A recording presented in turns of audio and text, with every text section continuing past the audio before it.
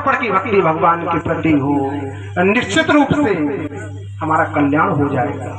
भागवत कल्याण करने वाली है। तो श्री, सबसे पहला भागवत जी का क्या नाम है? श्रीमद् भागवत। श्री, श्री कौन है?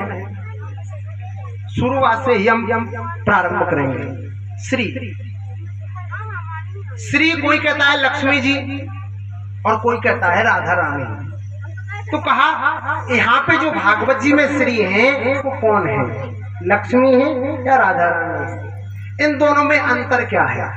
क्या भेदभाव है? कौन बड़ा है और कौन छोटा है?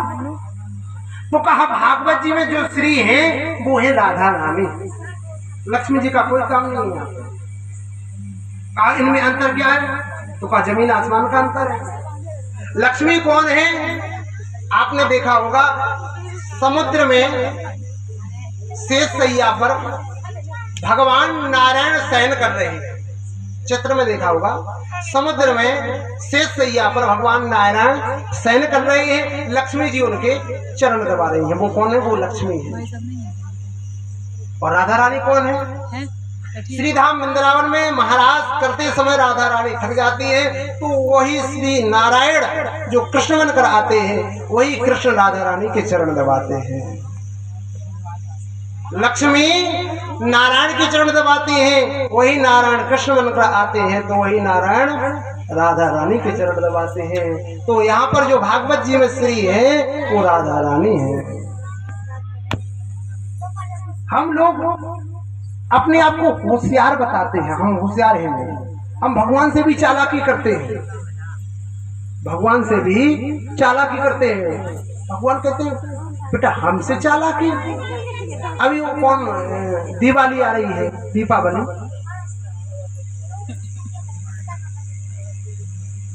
दीपावली आ रही है। दीपावली पर कितनी चालाकी कर देते हैं, सब स्वामी जी को भूल ही जाते हैं। सब दिवाली जी की मूर्ति लाते हैं, लक्ष्मी जी की, सब अपने अपने घर में। नारायण को कोई नहीं लाता, उनका कोई काम नहीं है। अकेली तुम आ जाओ, तुम्हें से हमें लेना देना है, उनसे कोई मतलब नहीं। बताओ किसी की अकेली पत्नी को बुलाओ और स्वामी जी को नहीं बुलाओ, आएगी? कितने दीपक जलाते हैं, कितने पटाखे जलाते हैं, कितनी पूजा आरती करते हैं, लेकिन किसी के घर में नहीं जाती। अकेली बुला रहे हो, स्वामी जी को साथ में बुलाओगे तो आएंगे। तो अगर दिवाली के दिन पूजा करना है, पूजा करना है तो लक्ष्मी नारायण की पूजा होना चाहिए। हम चालाक से लक्ष्मी लक्ष्मी की पूजा कर देते हैं और नारायण को भूल जाते हैं। और अगर धोखे से लक्ष्मी जी चली भी गई है, अगर नारायण नहीं आए, अगर अकेली आ गई तो उनकी सवारी पता है क्या है? उल्लू। जिस घर में जाती है उसको भी इतना उल्लू बनाती है कि उसी के चक्कर में वह पड़ा रहता है, घुमाती रहती है। तो अगर बुलाना है तो लक्ष्मी नारायण को दोनों को बुलाओ, आएंगी, आपके घर में सदगति होगी, आपके घर में निश्चित रूप से रिद्धि सिद्धि ये सब अपने आप आ जाएंगी, नम्रति आदि अपने आप आ जाएंगी। लक्ष्मी नारायण को दोनों को बुलाना चाहिए। अरे 10-15 मिनट और सुन लो, फिर तो बस आरती करके और फिर कल से कथा समय, ठीक है? कहाँ जाना है यार, हमसे सुनो। तो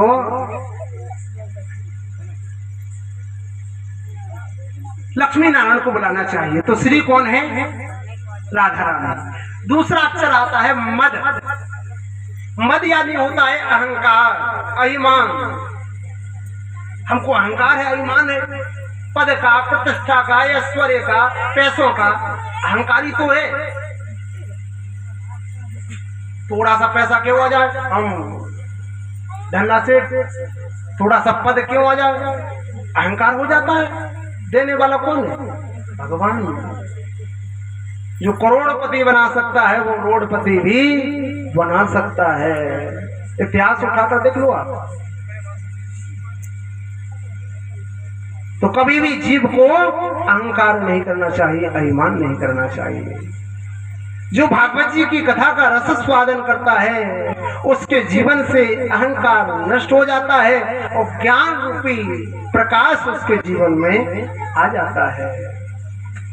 तीसरा, भागवत, श्री मद फिर भागवत, 4 वर्ण हैं, भा, गा, वा और ता। भागवत जी की कथा का रस स्वादन जो जीव करता है उसके जीवन में सबसे पहले भक्ति आती है, फिर ज्ञान आता है। पहले भक्ति आई, फिर ज्ञान आया। ज्ञान इस बात का आया क्या करना चाहिए और क्या नहीं करना चाहिए, क्या सही है और क्या गलत है, इस बात का ज्ञान हुआ। पहले भक्ति आई, फिर ज्ञान हुआ, फिर वैराग हो जाता है। भैया हमारा कोई नहीं है संसार में, सब स्वार्थ का संसार है, पैसा है तो सब संसार हमारा और नहीं तो कोई हमारा नहीं है। तो पहले भक्ति आई, ज्ञान हुआ, फिर वैराग हुआ, फिर मनुष्य त्याग कर सकता है, छोड़ सकता है। और अगर डायरेक्ट आप त्याग करने की सोचो कि हम सब कुछ संसार छोड़ दें, त्याग नहीं कर सकते। त्याग करना कोई आसान नहीं है। लड़ाई झगड़ा हुई खूब भयंकर, छोड़ दिया, स्टेशन पर पहुंचे। अब स्टेशन पर उन्नासियों की याद आई कि हमारे बना वो कैसा रहता होगा, आराम से सुना घर आए, घर आ गए कि 2 बर्तन होंगे तो बजेंगे। तो ये त्याग थोड़ी है, थोड़ी देर के लिए त्याग हुआ, डायरेक्ट त्याग किया क्योंकि आपने। अगर आपकी जीवन में भक्ति आई, ज्ञान आया, वैराग गया, फिर त्याग करो तो नहीं लौटोगे। अगर डायरेक्ट आपने त्याग करने की सोचा तो लौटाओगे। कई होते हैं ऐसे कि 2-4 दिन के लिए चले जाते हैं, फिर घूम घाम के आ जाते हैं। तो ये त्याग थोड़ी है। तो भागवत जी की कथा का रस स्वादन जो जीव करता है उसके जीवन में भक्ति, ज्ञान, वैराग और त्याग, 4 चीजें आ जाती हैं। और जिसके जीवन में यह 4 चीजें आ गई, आपको भगवान के पास जाना नहीं पड़ेगा, भगवान खुद चलकर आपके यहाँ आ जाएंगे। भक्ति, ज्ञान, वैराग और त्याग जिसके जीवन में। सप्ताह है, 7 दिनों का अनुष्ठान होता है, 7 दिन की कथा होती है। 7 दिन का भी बड़ा महत्व है। 7 ही दिन होते हैं, 7 ही दिन में हम जन्म लेते हैं और 7 ही दिन में चले जाते हैं। 8वां दिन हुआ है ना होगा। 7 ही दिन में पुण्य करते हैं, 7 ही दिन में पाप करते हैं। जो भी है 7 दिन का खेल है, सब चक्र, इसलिए कथा भी 7 दिन की है। तो श्रीमद् भागवत सप्ताह है, ज्ञान यज्ञ, इससे बड़ा कोई यज्ञ नहीं है। सबसे बड़ा यज्ञ है। हम समझते मामूली है लेकिन है बड़ा, क्योंकि हमको सुलभ में प्राप्त हो जाता है। भागवत जी अगर सुलभ में प्राप्त हो जाए तो उसकी महत्ता, कोई भी चीज हो आपको कीमत ना देना पड़े और आपको मिल जाए तो उसकी आपको कदर नहीं रहेगी।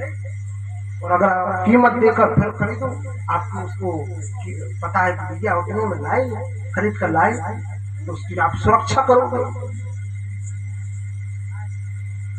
तो बड़ी अनमोल इसकी बहुत कीमत है। लेकिन हम पर सब पर कृपा हुई इसलिए सुलभ प्राप्त हो गई। तो श्रीमद् भागवत सप्ताह भक्ति ज्ञान यज्ञ, प्रथम श्लोक है भागवत जी का। सच्चिदानंद रूपाया विश्वोत्पत्त्यादि हेतवे तापत्रय विनाशाय श्री कृष्णाय वयं नमः। कितना सुंदर श्लोक। सच्चिदानंद, सत, चित और आनंद कौन है? सत कौन है, चित कौन है और आनंद कौन है? सत्य कहिए जो विसरे नहीं। क्या हम और आप सत्य हैं? नहीं है। क्या ये संसार सत्य है? नहीं है।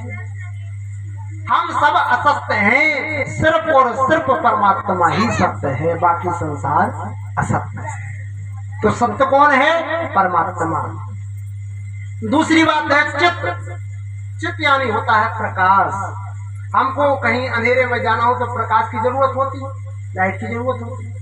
लेकिन भगवान के नेत्र सूर्य और चंद्रमा है, उनको किसी प्रकाश की आवश्यकता नहीं है, जरूरत नहीं है। तो चित्त कौन है? चित्त भी भगवान है, सत्य भी भगवान है, चित्त भी भगवान है। और तीसरी बात है आनंद। आनंद कौन है? नंद घर क्या हुआ? आनंद।